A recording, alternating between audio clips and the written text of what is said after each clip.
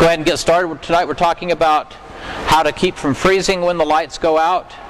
And I think this is a very, very important subject, maybe one of the most important, because of our cold winters here. We could have some real struggle if we had an extended power outage. And so that's what this is about tonight. Just take a moment and imagine some of the scenarios that could happen. Some of them are listed there. But whatever scenario you're imagining, imagine that it's the middle of winter and the power is out.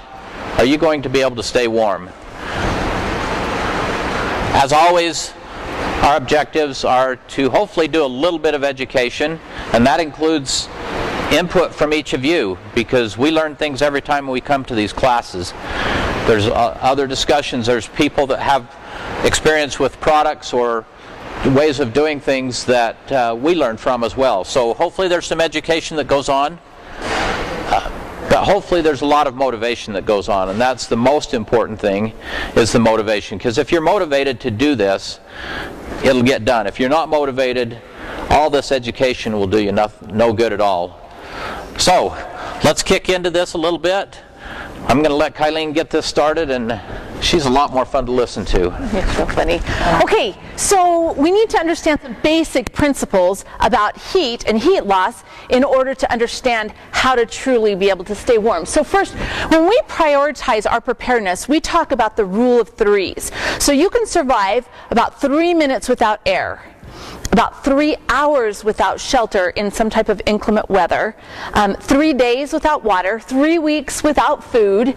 And so you understand that shelter is a huge priority, because it can be a matter of hours and you can actually freeze to death. So we've got that right at the top of our priority list tonight. Okay, so the principles of heat loss. Heat is lost in 5 different ways. We want you to understand this so that you can prevent yourself from losing that heat that you already have stored up and that you're producing. Conduction, that's like when you sit on the ground and the ground just sucks the heat right out of your body. So you want to make sure that you've got some insulation there. Convection is heat loss due to air movement. So when the wind blows, it just sucks the air right off your body. Radiation, it's just losing heat out into space. Respiration, every time you breathe out, you're breathing out warm air, and you're breathing back in the air where if it's cold, you're bringing cold air back in there. And then perspiration, when you sweat, you are losing heat, and it actually really intensifies. Like, have you ever taken something out of the oven with a wet towel or a wet mitt, and how fast that burns you, where that same mitt dry wouldn't hurt you? That's what it does when you are wet. That's why wet is so very dangerous, and you want to make sure that you stay dry. Okay, so let's talk a little bit about hypothermia, because that is one of the illnesses that you can contract due to severe cold. If you are very careful and you understand these symptoms and you take care of the disease and arrest it immediately, then you don't have to worry about it becoming life-threatening. So initially, you're going to just really shake, right? Because you're cold, and that's your body's way of trying to help warm you up. And then you've got some grogginess and confusion going on, but you still have a normal breathing and pulse. When it gets really dangerous is when the shaking becomes violent, or you stop shaking altogether. You have the inability to think or pay attention, concentrate. The breathing changes. It becomes very shallow. And you have a slow, weak pulse. So this is the time where you really need medical intervention in order to be able to help you. And the signs of severe is shivering stops, your unconsciousness, little or no breathing, or a weak, irregular, non-existent pulse. So when we did our little experiment, I actually got hypothermia. And we're going to talk a little bit more about our experience here. But we were in our house, right? And we had no heat going on, and I had taken a shower. And I got out of the shower not realizing that I didn't have any real way to warm up. And so I started just shaking. I was so cold, and I'm thinking, why can't I warm up? And then I wasn't thinking straight. None of it was really clear. And so I ended up going across the street to my parents' house, and warming up by their fireplace. But it really helped me to understand how dangerous this is and how quickly you can get hypothermia. So we really want you to know that. Okay, go to the next one. Okay, so the treatment for hypothermia, pretty much, it's to get you out of the wet, right? And help to increase your body temperature. So you want to get into dry clothes. You want to increase the insulation, put blankets around, get into a shelter or a warm environment. You want to increase the heat production. So if the victim can eat, if they're well enough to eat, then you want to try and get them to walk, to do some type of exercise, because that will help to increase your body temperature. Mild heat sources, you can apply like a hot water bottle, another person wrapped up, and you want to give lots of fluids, but not alcohol or caffeine, because both of those can make the situation worse. So if it gets severe, you really need to get medical help. Okay, go to the next one. Okay, this is frostbite. Totally ugly, and you can avoid it. So take all the steps that you need to be able to avoid it. We're going to teach you how to do that. Okay. Okay, so we did this little experiment because we're geeks, right? And we can't teach something that we don't know about. Now that's why this is not a wilderness survival class, because I'm not going to go try and survive in the wilderness. It doesn't sound like much fun to me. But if we're going to teach you how to do this, we need to have actually done it. So I agreed to turn off the heat for a week, the power in our house, right? With the exception of the refrigerator and the freezer. And there's one other thing. Oh, the burners. Now I should have thought of that one. Anyway, so I agreed to do this experiment. You know, I was kind of actually excited about it. I'm like, oh, you know, we can do this. We wanted to see how cold our house would really get without any heat source. And so that was part of our experiment. And our home was a newer home, and it's very well insulated. It had 2x6 walls, so we had a really good start. But we did this in January, and it was cold. The first day, the high was 18 degrees, and the low was 1. But our inside temperature stayed 51. Okay, go to the next one.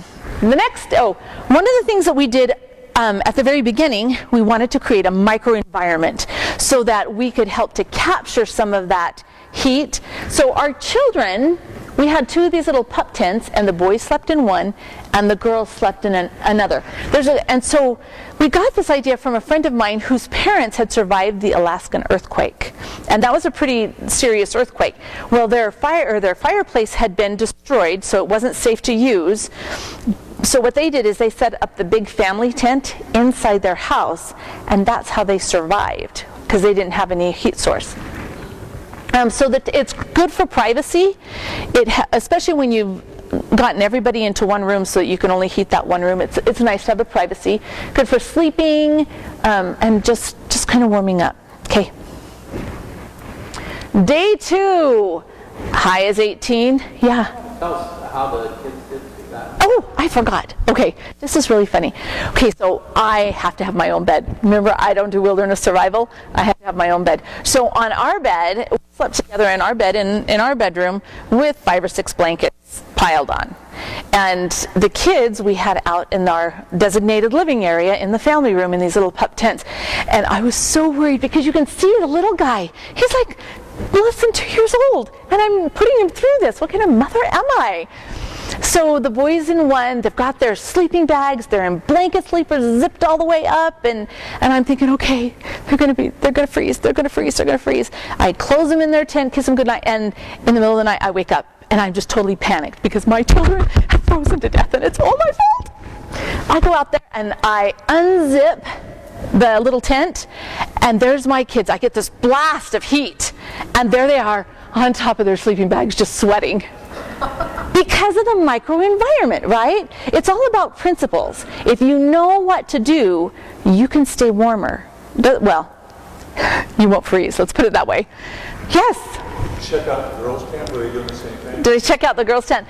All the kids were doing that, yeah. Yeah, it was very enlightening to me because I probably would have fared better in a tent.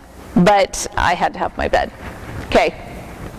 So day 2, the low is down to -1, but we're still 51 inside the house. So our house is doing a really good job of retaining the heat that it already had because of its mass. John, he doesn't slow down a bit, right?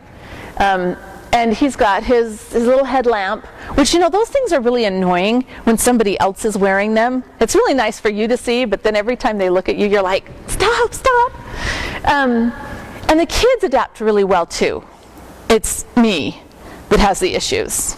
Okay, go to the next one. Okay, so day 3, the outside temperature actually is higher, it's 21, and the low is 12, but the inside temperature is 49 degrees. And you could see your breath in the house, and the kids are still having a pretty good time, but I'm pretty frustrated. And I call Jonathan at work, and I say, I'm done! I can't remember, maybe this is on day 2. I can't remember. Anyway, I'm done. I'm so cold. I've been a trooper. I've left the heat off. It's time to be done. So he's sitting in his nice warm office that he says he turned the temperature down. But how cold can it get in a center office inside a building, a heated building? I didn't feel very sorry for him. And he told me to put on a hat. He's lucky that office was far away, because otherwise he might not be here to tell the story with me. But, so of course after I vented, I put on a hat. And you know what? I was so much warmer. I was so much warmer with that hat on. So yes, I had hat hair, and it's really hard to function in normal society when you have hat hair, but it was a really good principle to learn. Okay. On day 3, we actually decided to see how well some of our other heat sources worked. So we have had a fireplace, a gas fireplace, that will work as long as the gas still functions. It will work without electricity. However, the fan does not. So what happened with our gas fireplace, which normally can do a pretty good job of warming the room, you could sit by it and it would warm your back. But it really didn't make a big difference in the room at all. Okay, go ahead and go to the next one. On day 4, the outside temperature was 28 degrees and then 16, but look, the temperature in the house dropped to 46 because before we had retained all that heat. So the longer you go, the harder it's going to be to maintain a decent temperature in the house. And this is the day that I really did bail. Okay.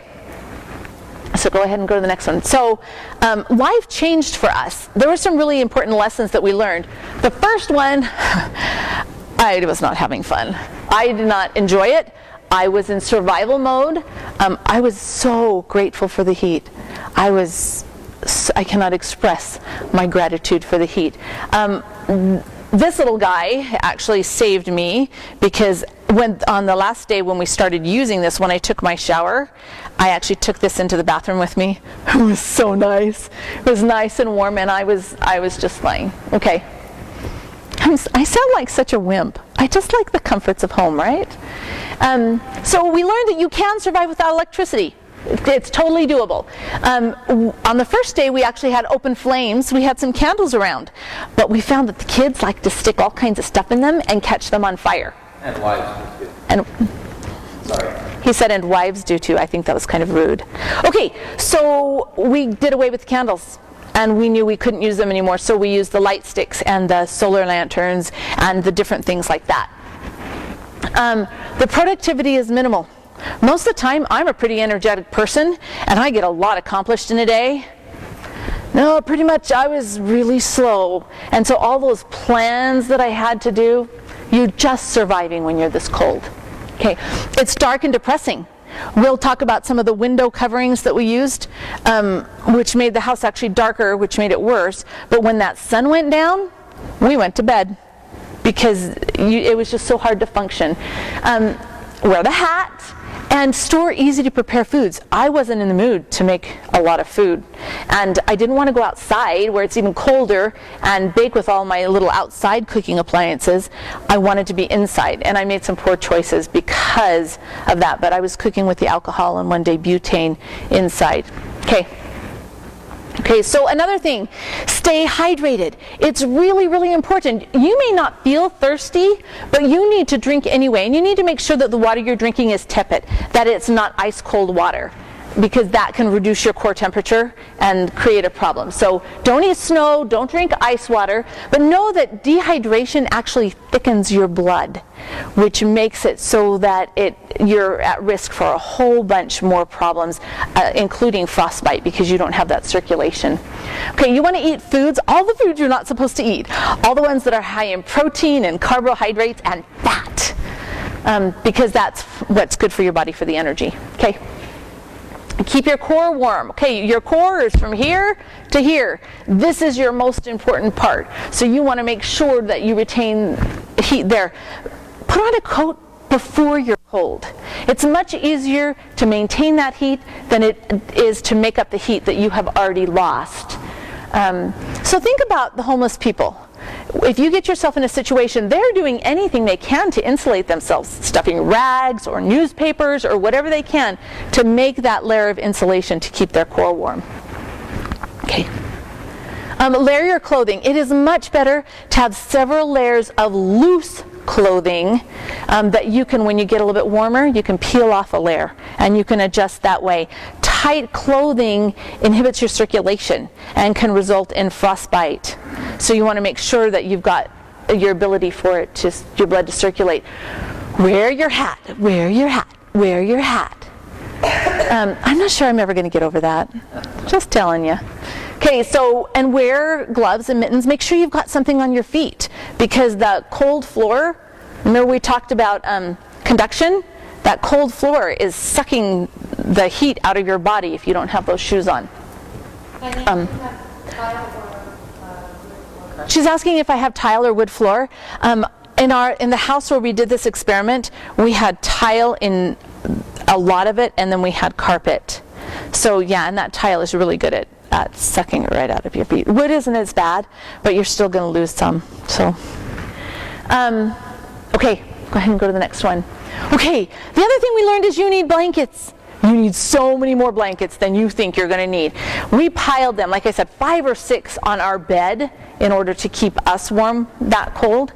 We used blankets to cover windows. We used it to separate, because we isolated a room, so we put it, to separate our hallways so that we could keep the heat that we did produce in that one little area. So you would be amazed. I totally recommend that you store blankets. We have them actually in rubber totes, and there's not enough room for them in the house, but now I want blankets so bad we keep them in the garage. They're on shelves in our garage because that's a good storage place for them, but we have a lot of blankets. Sleeping bags, coats, jackets, sweaters, all this stuff. A really good thing is when it goes on sale at the end of winter, go and stock up on clearance. Get more than what you think you might need, because when you're really cold and you don't have that heater to keep you warm, you go through a lot more than you think. Okay, the Mylar blankets. And Mylar blankets are good to have in your emergency kit. I'm not saying that they're not. But remember, there's 5 ways that you lose heat, right? Mylar blankets protect you from losing the radiant heat. So you still have, even if you have a Mylar blanket on and you're sitting on that cold ground, does that make sense? You're still losing it. It could help with some of the convection from the wind whipping off of you, but they should not replace your regular blankets. The one thing that they are good for too, though, is to provide shade. So if you're in a really hot situation, they can provide shade and protection from the sun. Okay, Jim Phillips has designed some foam clothing, which actually is very effective. So if you're interested in that, I would do more research with that type of clothing. Okay, so exercise. It will increase your body temperature, which is a really good thing, and it'll help you stay longer, stay warm even after the exercise is finished. But you do not want to exercise to the point where you sweat, because then what happens to your heat? Then you've created a problem. So, but it increases your blood circulation, which in turn prevents frostbite, and it's just really good for you. Okay, hot drinks, soups, things like that. Store them in cans, like cans of chili or cans of beans, cans of soup, things that you can open up and just warm up, because like I said, I didn't want to do much, And yet that warm food is so good for you. When we were making our transition from our old house to our new house, there was a year when we were building it. And so we lived in a basement, an unfinished basement. And that basement had no heat source except for a pellet stove. And so we had gauged how many pellets we needed, not realizing that if you run out of pellets in April, all the stores don't have pellets anymore because it's a seasonal item. So we couldn't buy any. And so we had a few months where we were really cold, and we went through 5 of the gallon cans of hot cocoa because that was such a good source for us to keep warm. So, okay. Hand and foot warmers are actually really good. Know that they have a limited shelf life, but in a situation like us where we turned off our electricity, that's not really your best bet. They're really good for emergency in your car. My little nephew, though, be careful, because he was going on a scouting trip and he put the foot warmer inside of his sock in his shoe, and he got blisters, really bad blisters on his feet, and didn't realize it till after the damage was done. So be careful. They have a limited shelf life, but they absolutely do have a place. Okay, now the next one, I want you to be a little bit creative. Our girls' camp this year, when they came back, they were expecting nice warm weather, and they had a huge storm their first night. And so they were unprepared. They didn't have their coats, they didn't have a bunch of stuff. And they came back and said that one of their leaders had told them to put rocks in the fire and then take those rocks back and put them inside their sleeping bag. And it helped them to be able to stay warm, especially because, remember, they're out in the rain and their core temperature is already reduced and they're really, really cold, so their body's having a hard time catching up to the heat that it needs to have. And those rocks were really a saver in their sleeping bag. So think about these kinds of things. A hot water bottle. If you're living without heat, but you have the ability to boil some water with some canned heat or something, a hot water bottle, that's a great thing, and they'll stay hot for a nice long time. A warmed blanket in the hospital, that's one of the things we do so often for the patients. But if you have a heat source in your home where you can actually, very carefully so it doesn't catch on fire, put it somewhere near, and then you take the warm blanket to bed, that helps you. It's not going to stay warm for a really long time, but if your body is not having to produce all that heat, but just having to maintain, you're a lot better off. Another person, don't underestimate having somebody in your bed to keep you warm. And wear a cap and socks. Okay. Special needs. Okay, I love this picture. Think about the people in your life that have special needs. The young and the elderly, or those that are immune compromised, have breathing problems, they are especially susceptible to the cold. So we want to really make sure, if you've got somebody like that in your life, you need to work harder to prepare, because they're not going to be as resilient against the cold. Okay. This is yours. Okay, I need to start off with a little disclaimer. Turning off the power was her idea. I went along with it. And so I don't feel quite as sorry because she asked for it. You should feel very sorry. I do. Because you're supposed to. Okay, let's talk just a little bit about preparing our homes. And this is an extremely important thing, and right now is a good time to do that. Before we actually get into winter, right now is a great time to prepare your home. Take time to winterize your home. Of course, weather stripping around windows and doors, sometimes around your electrical boxes, you feel a little breeze. Insulate. Those are your cold air entry points. Is your insulation up to code? Is your chimney clean and your vents clean? How about your roof? Is it in good repair? Are your pipes insulated? In our old home, we did all right, but some of our neighbors had some real problems with freezing pipes in the wintertime. And I guess that happens everywhere. But you can take care of a lot of that with a little bit of forethought, some insulation. As far as the insulation goes and windows and things, if you have a pencil, write down DSIREUSA.org. I don't think that's anywhere in our presentation. It's not. Sorry. It's in the book, though. It's in the book. DSIREUSA.org. This is a database that has all of the incentives that are offered by utility companies, by states, by the federal government, and a lot of these, they will actually help you upgrade your insulation or replace your windows. If you are in a lower income level, you may qualify for some additional help to get these things done. These things are very important. They may help save your life, and they will certainly help reduce your utility bills. So think about ways that you can prepare your home. We talked about selecting a living area, and this is an area that you're going to close off. And some of the things you may want to think about is there a place with a fireplace or a built-in heat source that's usable, that doesn't require electricity or natural gas? We may have natural gas, we may have electricity, we may have neither. So think about those things. If you have a sink or kitchen facilities, that's important. Think about a south-facing area where you can take advantage of some passive solar heating. You want to avoid rooms with large windows or uninsulated walls. Windows are your friend or they're your enemy. Windows can let in lots of wonderful sunlight and warmth, but windows have a very, very poor insulation rating. Your R rating for most of your walls in your home is 13 to 19 for most homes.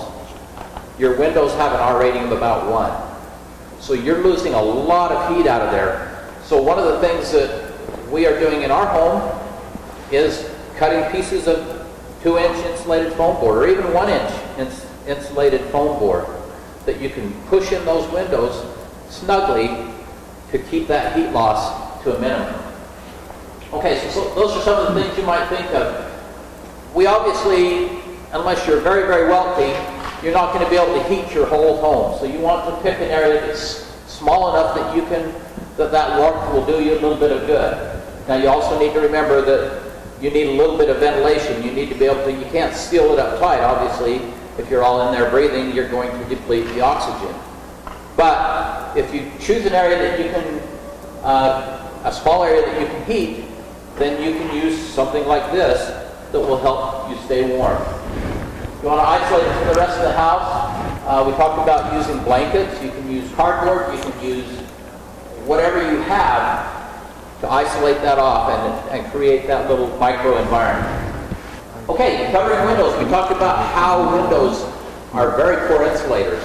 Right next to So you can see here, this is in our home, and we just took big pieces of cardboard, duct taped them together, and slid them in there. You can see little gaps under the windows, but it did a really amazing job, even with a few little gaps, which we tried to seal most of, but it really helped. And then we put the blinds down on top of that. Then we put the blinds down on top. Now the downside of that, It was so dark. my wife, it was so depressing dark, because yeah. it's dark.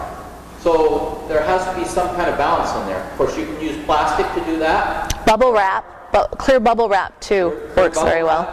There are kits at the hardware store that you can put the plastic over, and that helps a lot. So that's an option. Clear plastic, blankets, cardboard, closing the blinds even helps to some degree. Curtains, plywood, whatever you can. And as I mentioned, we have pieces of foam board cut so that they can just slide in there snugly and take care of that. That way you can pull those out during the daytime, let the light in, especially on a south side where you can get a little bit of warmth, and then cover those back up. Okay, having some heavy plastic around. I've found that plastic comes in handy for a lot of things. And just having a roll of plastic, I like the 6 mil that's heavy enough that you can do a lot of things with it, and some duct tape, and that may be a good solution. And especially if some of your windows have been broken. If you have an earthquake or you have something where, you know, your house is safe enough to stay in, except for you've got these broken windows, you can actually put that up and keep the air from coming in and keep the glass in place, not hurting somebody. So this is huge. I think this is should be on every helm, the duct tape and the plastic. It has so many different uses. Okay. Passive solar heating. This is something that we've talked a little bit about tonight, and it's nothing more than allowing that sun to warm mass. You need to have some mass there, like a concrete floor. I think we've got some pictures of our home right here. And this is our south side right up here. And so those big windows, I got a special kind of glass when we were building it. It's high transmittance, which allows more of the solar energy to go in, and it still has the insulating value. So that's what we got there, and then we have the concrete floor, and then we have the brick up that wall, and all of that helps to capture some of that warmth from the sun, that solar energy. Do you want to go back to that one? Yes, and so it's simply allowing that energy to come in during the day and to warm that mass, and then you want to cover that window at night so that you don't lose that heat right back out. You don't need more than about 6 inches of mass. And thermal mass is anything that's heavy, pretty much. You know, rock, tile, brick, Water.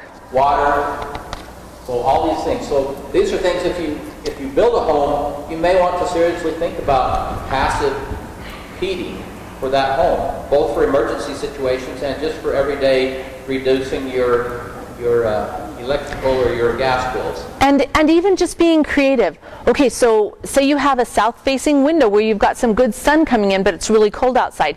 So you could put some of your water storage right in where the sun's shining on it, and then when you close that window at night, that water is warmer because of that and will radiate the heat back during the night. Do you understand the concept? So sometimes you just have to be creative and think, okay, what can I do to take advantage of passive solar, especially if you're in a situation where you don't have anything else. Right. Okay, back to the back one. And so in this room here, right about right here is where we have our wood stove.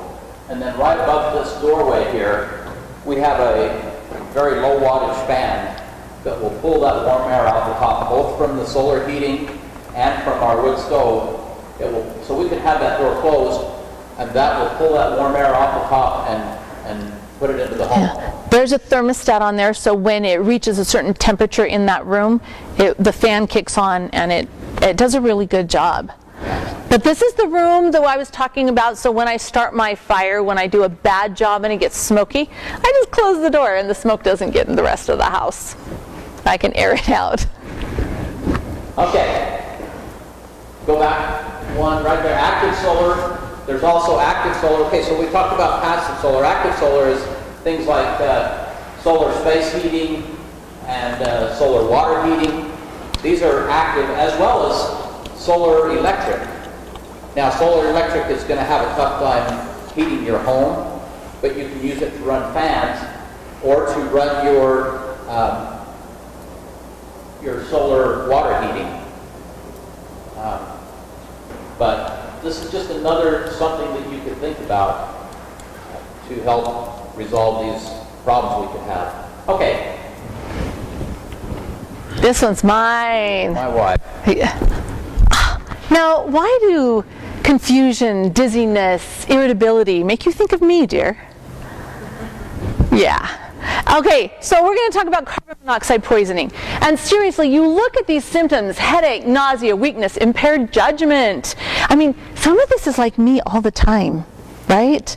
And so sometimes it's really hard to know if you are suffering from carbon monoxide poisoning or not. There was an article in the paper that talked about a gentleman who was using a kerosene heater while he was painting. And he went to the doctor, and the doctor had told him, you know, he had the flu and sent him home, and his problems weren't resolving. And wasn't it his mom was an RN, and she's like, no, there is something else going on here. Well, it turned out that he had carbon monoxide poisoning and actually spent some time in a hyperbaric chamber. But see, even a physician can miss it because it just mimics so many other things. So you have to be so very, very careful. Now, carbon monoxide, it's odorless, colorless, tasteless. You cannot tell that it's in the room other than some of the symptoms. If it's a low level, it can take a couple weeks to build up enough symptoms for you to realize that you've got something. If it's high level, you can be dead within an hour. So you have to be very careful with this. Now, the things that produce it are charcoal, gasoline, diesel, Coleman fuel, kerosene, natural gas, wood, and any flame that doesn't have complete combustion can actually produce carbon monoxide. So you have to be really careful, right? Have we established this? Do you understand? So you'll hear us a lot of times saying, don't do this, don't do this. But we've had friends that have almost died from carbon monoxide poisoning. And it was actually from is it the furnace? It was their real heating system. And when you look at the statistics, after a power outage, you have a large amount of carbon monoxide cases coming into the emergency room because of alternative methods. So, okay, side effects of carbon monoxide. You can have short and intermediate memory loss for 6 months to a year, lifelong brain damage, symptoms similar to Parkinson's, and death. Our friends who almost died, I mean, they were vomiting and weak, and her hair was coming out in clumps for, I don't know, 6 months or so. It was a long time. It took them a long time to recover. So, okay, so just be very, very careful of this. Okay, this is actually a hyperbaric chamber, and Eugene Werth is a physician who we have gotten a lot of our information from, and he is a real advocate for being very, very careful. Okay. Okay, this is yours. Okay, it's mine. Okay, so don't burn any flame larger than a candle without ventilation. You need to make sure that there's ventilation. Some of our homes are built really tight right now, and it's not like the older homes where you've got a lot of ventilation. So be really careful that you provide enough ventilation. Don't use any appliance that hasn't been rated for indoor use inside. If it's from China, that rating doesn't count. Okay? You need to make sure that it's really approved for indoor use. Whenever you have a fire, it's a really good idea to have one person stay awake the whole time to make sure that everything is okay. Okay, and remember, if you have a headache, that's a really good sign that you need to check and make sure. This is a carbon monoxide detector. Now, we prefer, there are some that do not have a digital readout, but we prefer the kind that do, because the carbon monoxide detectors only go off when it reaches a certain level. But below that level, you can still build up carbon monoxide poisoning at low levels in your body. So it's good to be able to have that digital readout that tells you, if you're doing something, what your level is. They have these that are battery operated. We have some that plug into the wall that we can take anywhere. We also have some that are installed in our home. Yes? Carbon monoxide, is that heavier or lighter than air? Carbon monoxide, he wants to know if it's heavier or lighter than air. It tends to mix with room air. It's very similar to air, so it's going to just be pretty much everywhere in the room. Yeah, it just mixes in quite well with the air. It is very dangerous. One of the things that you need to be careful of is some of us will open up our garage door and let the car warm up before we get in it, inside the garage. But that cold and the warmth of the garage, is it a thermal barrier? Is that what it's called? Creates a thermal barrier. And so even though you've got that entire garage door open, you can actually build up carbon monoxide in your garage, which could seep into your home by doing that. So you need to be careful. Okay, so have one on each floor of your home, one in the garage, and one near any device that you have burning. That is our recommendation. You might think it's overkill. It might be for you, but I really like my family. I kind of like living. And so that is a choice, because if there's an emergency, that hyperbaric chamber, you're not going to be able to get in it, right? There's going to be a lot of other people in line for that. Okay. Safety first. We recommend you have fire extinguishers. We have one because of my, what would you call it? My nature, my love of fire. We have one, we have them actually in the walls in our house. So when you go in our kitchen, there's actually one built in with a door that opens, and it's the industrial size. And so we've got those installed in our home so that it's right there. So make sure that you're checking your batteries regularly for your carbon monoxide and your smoke detectors and all those things. Okay, go ahead and go to the next one. So, okay, we want you to store fuel safely and within legal guidelines. We do not encourage anybody to go out of legal guidelines, because you know what? You can make do with what the guidelines say. It is very easy to be prepared and have enough fuel for a year or so if you do it right and you make some wise choices. So be very, very careful. The little propane canisters, they're really easy to store at home, but if you have a house fire and you have more than the amount that your insurance company allows, it can negate your whole policy, and they can refuse to pay because those are in the home, whether or not they had anything to do with starting the fire. So it depends on your policy. So we want you to check with your insurance company and make sure that you understand what their guidelines are and whether or not it's okay to have something. And again, check with the fire department to see what your... Yeah, to see your... Excellent. Okay, so we want you to understand the dangers and limitations of each fuel. Now, the thing that makes these fuels good is that they're powerful, they're flammable, they're explosive, right? That's what makes them work in the way that we want to, but it also presents a danger. So never store it inside your house. We talked about that. It's best to store it in a detached shed and keep it away from children. Be really careful. If you've got a bunch of little curious children in your home, you need to think about what your dangers are, whether or not it's more likely that you're going to have an emergency or that your child's going to get into this and cause some trouble. Okay. Vented heaters. We'll talk about some unvented heaters and vented heaters. Vented heaters are like the chimney to your house, and they take all of the byproducts, the nasty stuff you don't want to breathe, and they vent it outside. That's what a vented heater is. And they come in all kinds of things. The regular furnace is a vented heater. You could have a wood-burning stove. You can have a kerosene heater that is vented. Okay, those are the best kind to have, because all those toxins that they're producing, as long as your chimney's clean and they're operating correctly, they go up and outside so that you are safe. Okay. Coal. Coal's getting harder and harder to get. We have some neighbors who actually heat their home during the winter with coal still, and they have a dump trailer and they dump a big pile of coal every year, and it sits in their yard, and that's how they heat their home. It's very easy to store. And it does a really good job. It is messy. Okay, my fireplace is messy too. Okay, wood. I love wood. I love burning it in my fireplace. It keeps me warm. I can cook my food on it. It's very safe to store. It does take up a lot of room. And you look, and the shelf life is 4+ years. And the reason there's a shelf life on it, the older it gets, the less BTUs it has when it burns. So it just doesn't burn as hot. Does that make sense? It's still, you can have wood that's really old that still burns okay. Okay. Newspaper logs and bricks. Okay, so we tried this because it's really cool, right? You just use the newspapers and you make these bricks. It's a lot of work and it takes a lot of time. Can it be done if you don't have other sources? Yes, and they burn actually really well. We had gotten one of these little brick makers and lined them all up and make them, but I'd prefer the wood. Okay. This is my wood stove, and I really love it. It has the water jacket on it. It has a real oven that you can cook in, and you put the wood in that little box on that's your right?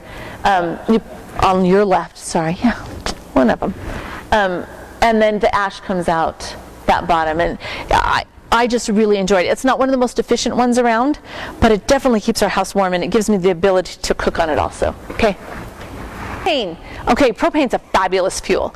It has an indefinite shelf life, so pretty much forever, as long as the container's okay. It may produce carbon monoxide if it doesn't have complete combustion. So for the most part, it burns really clean, just producing carbon dioxide. Now, the thing with propane is that it's heavier than air. So if you have a little leak, like you're connecting your device and it leaks, it just finds the lowest area and it just hangs out. It doesn't dissipate. And then when there's some type of an ignition source, we go boom. We don't like the go boom part. So you have to be really careful with propane in that way, because it can settle in a basement or a low-lying spot. Okay. So this is my friend. I really like this. This is a Mr. Buddy heater, and it is rated for indoor use. It has a low oxygen sensor, and it will actually turn off if the oxygen gets too low. And so it can be used two ways. It can be attached. It can have this little 1-pound bottle attached to it, or you can take one of the large 20-pound propane tanks and you put it outside your window.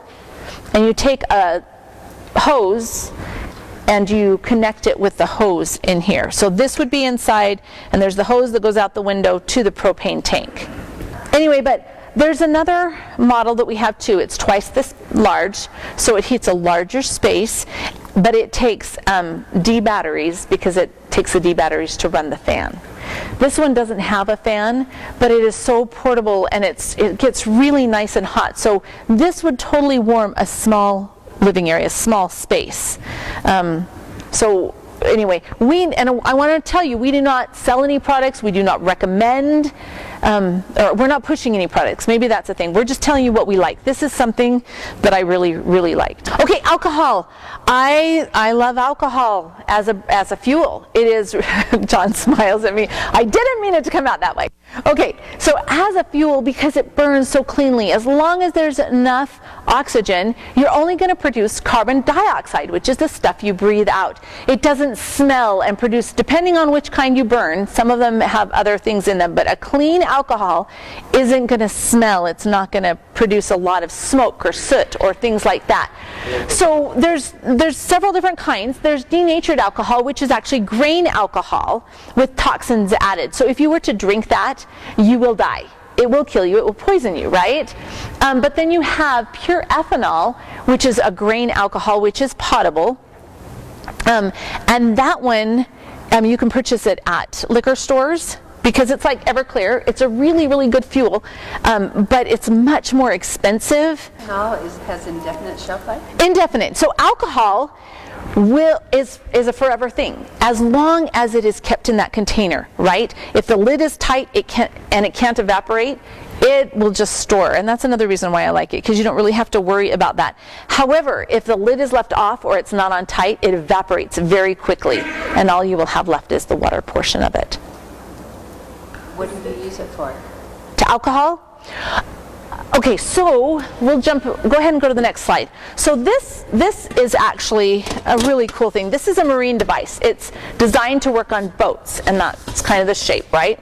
But with this lid on, it's a heater, but you can also put a pot on here, and it'll serve as a stove. And with this one, what you do is you pop this off, and you fill this with alcohol, and then it's a heater. Or a stove, but I can't remember the amount. Oh, it's on the box. Sorry, but it's like 1.5 liters. Is it for 6 hours? 1 quart for 6 hours. So, and you can. There's a little lever here where you can adjust the flame, so you're burning it on low or high, and so it depends on how high you do it. But it's a really good safe fuel. It's kind of. This little thing sits up off the bottom, and because of that, you can just leave it on even a table like this, because the bottom is not going to get hot enough to cause any trouble. And then this protects the open flame. And so when we were using it, we were actually playing cards on the table around it. It did a really nice job of a space heating. Now, this one was better. This one was hotter, but propane burns hotter than alcohol does, right?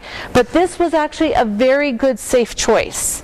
So if you just have bulk alcohol, you can totally use that for heating too. It's kind of choices. It's kind of what you prefer, as long as it's legal and rated for indoor use. Yeah? So alcohol is safely stored than any other fuel? It has a low flash point, which means it catches on fire very quickly, but it is not explosive. Many of the other fuels that we have, like gasoline, is an explosive fuel. And so it is less dangerous. But you know what? We wouldn't have it as a fuel if it wasn't dangerous, because we want it to burn. That didn't answer your question very well. Sorry. Okay. Okay, terracotta pot heater.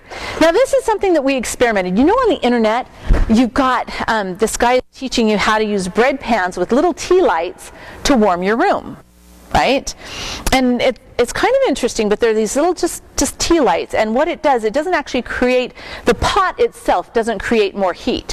What it does is it just kind of captures it with the thermal mass and gives you a place where you can kind of put your hands around, or a concentrated heat source. Okay, but these pots, you use two. You use a smaller one with a larger one. With the smaller one, you plug the hole with like a piece of aluminum foil or something, and then you put the larger one on, and there's convection that goes on, and so it works really well that way. But those two pots on a bread pan were not very stable. And so we're always looking for safe things, right? So Jonathan and I worked for a couple days one time to try and figure out a safe way to use this method, because not everybody can afford some of these items. These are kind of pricey items. And you know, you might not have much storage space. So these are those little cook stoves. They're folding camp stoves, and they fold down really flat. They're about $10.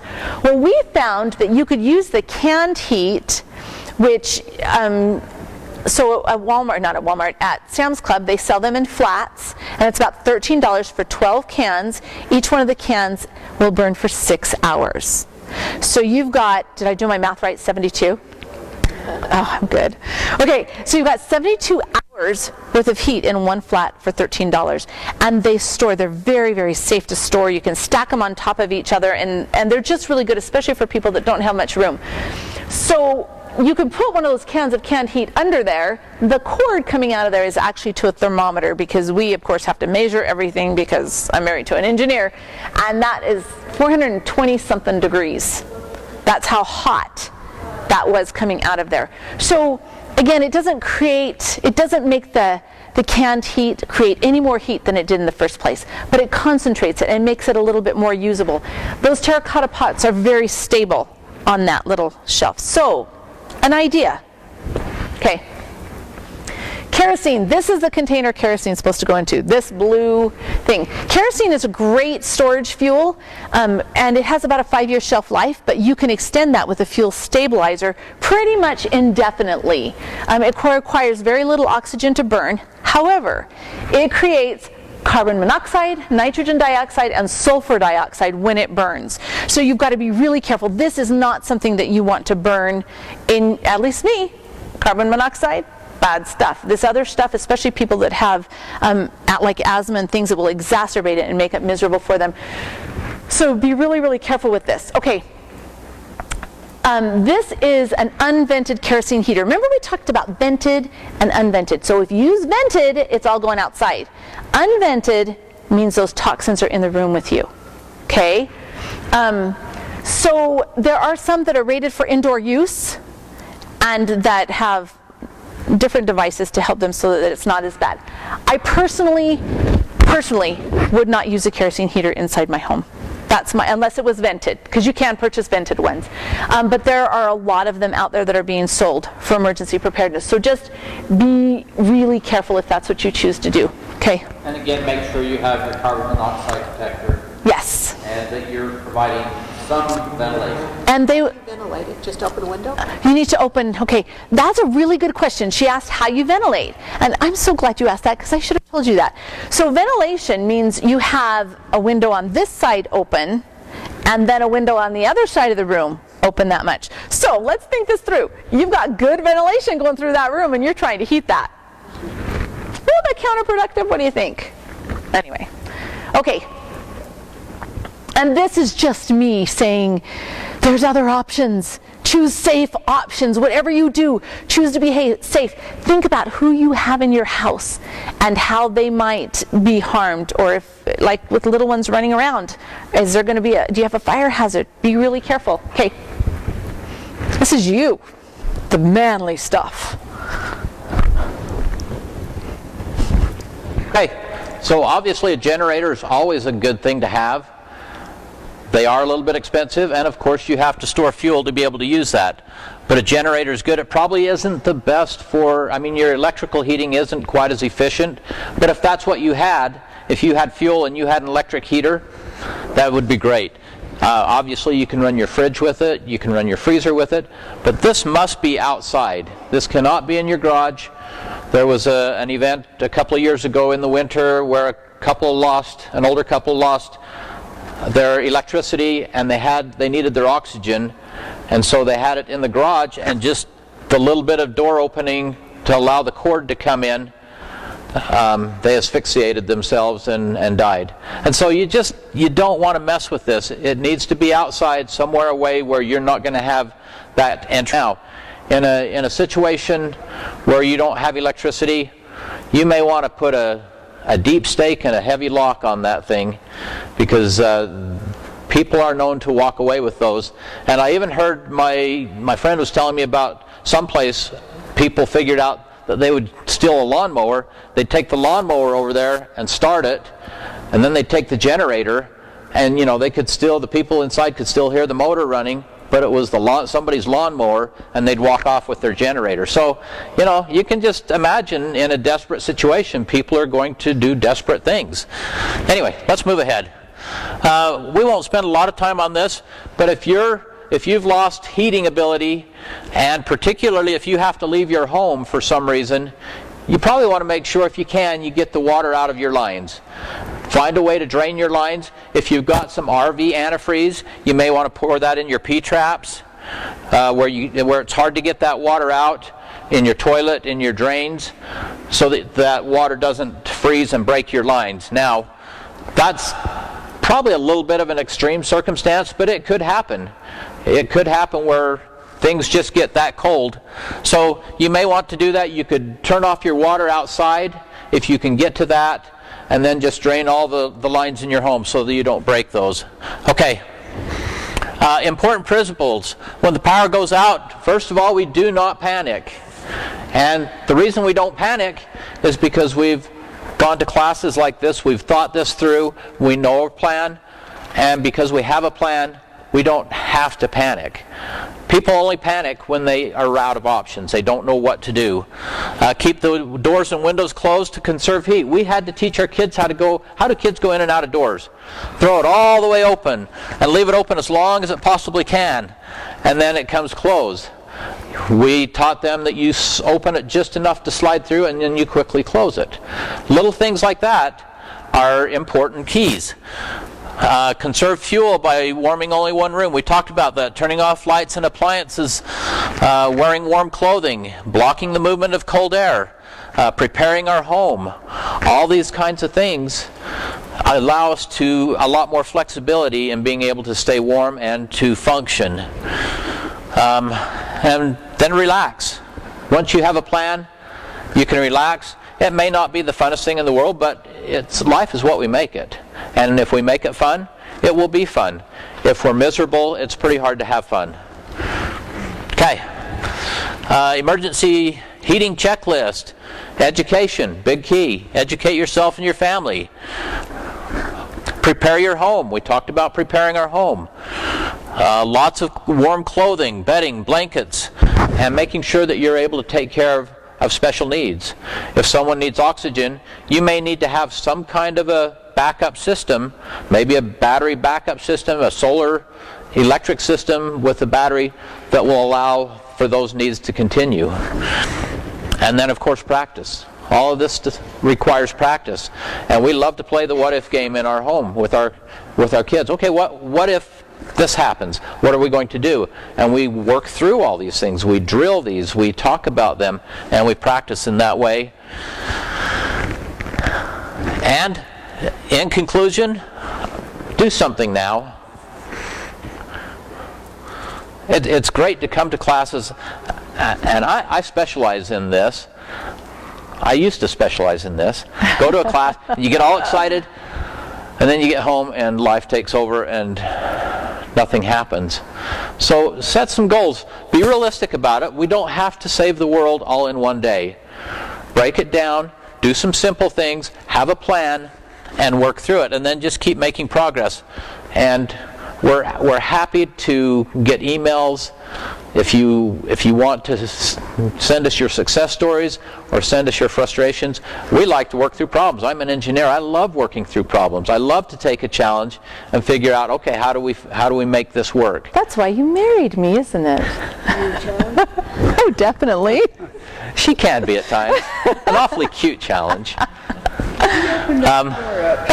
So, anyway, that's the presentation. Do we have any questions?